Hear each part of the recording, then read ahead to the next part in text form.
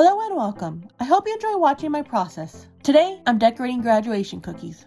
Have you noticed that I've been using different backgrounds for the cookies? Of course you have. It's really obvious. Well, what I'm using is actually construction paper. But as you can see, the downside with using paper is that it stains easily, making me wish that I used something else. But well, I don't know what material to look for. Do any of you guys know what I should buy? Wait, why did I bring this topic up again? Oh right, the yellow. The yellow that I thought was pastel enough as a backdrop, which it wasn't. And it didn't help that I also used yellow on the cookies. So yeah, I've learned my lesson here. Always use white when dealing with the yellow cookies for a backdrop. So here I'll use burgundy to outline this logo, which, by the way, stands for Domingo Hills College. This can also be where I place icing squiggles so that my icing doesn't crater. But I also make sure that the icing is a 10 to 15 second texture. So that's why I'll be flooding this in sections.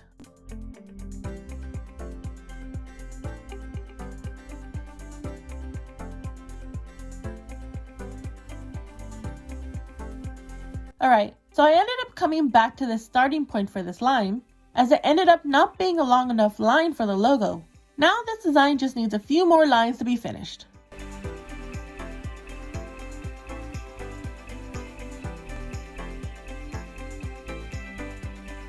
Now on to the next cookie, which my customer wanted to elevate this basic golf ball design a bit with this part of the college logo. And he also chose this design because he's part of the golf team. But before I get to this middle burgundy color, I'll outline the golf spike. Or is it called a golf spike? Neither of those words sound right. But this time I'm not gonna bother to look it up.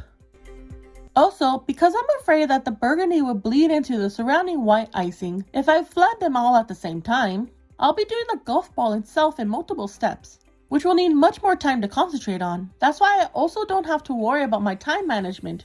To complete the golf ball, it's going to take me 3 steps since I won't be using an airbrush machine because it's too expensive and I don't have the money right now to be able to buy the machine, plus all of the gel colors that I would need to buy too, that I would only use once in a blue moon.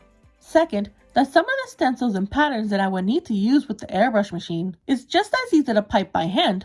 Now back to the steps for the golf ball, which as you saw, you leave light gray dots, then go over the circles again with white, but just move it a tad forward, making a crescent moon.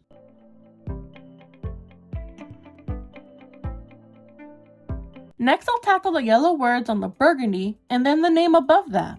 Of course, it's not done yet, I still have the accents in the white words.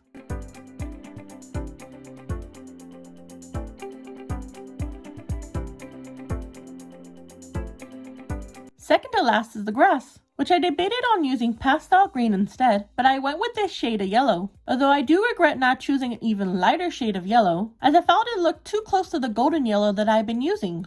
Alright, now I'll just pipe the last letters for the golf ball below the name, and it's done.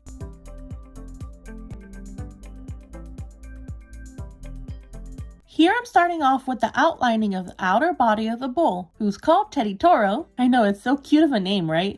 But now that I think back on it, I also regret not beginning with a white base instead to place the bull's body on top of. But I'm not saying that it looks bad, but that the white back would just elevate the cookie's look.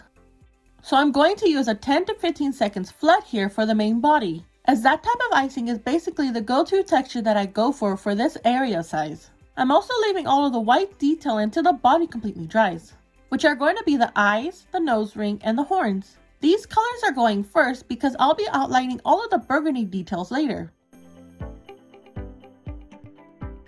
Well, I almost ended up messing up the eye details with the outer lines here, as it ended up being a little too large that I almost ended up swallowing the whole pupil. Anyways, I'll pipe the missing underlegs first, then the tail, and after that I'll start on the body, which I'll begin with part of the head and then the upper back and legs.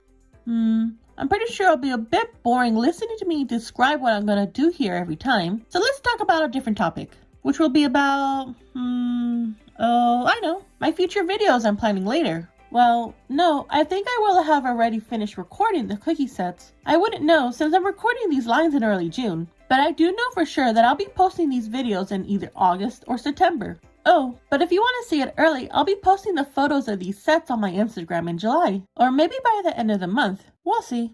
Look at me hyping up these designs that I haven't even revealed yet.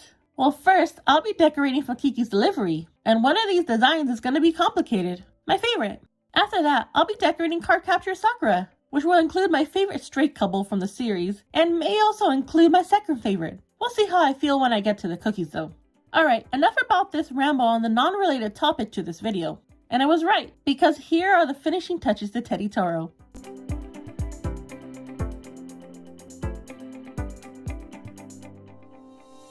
Thank you for watching. Please don't forget to like and subscribe. See you next time!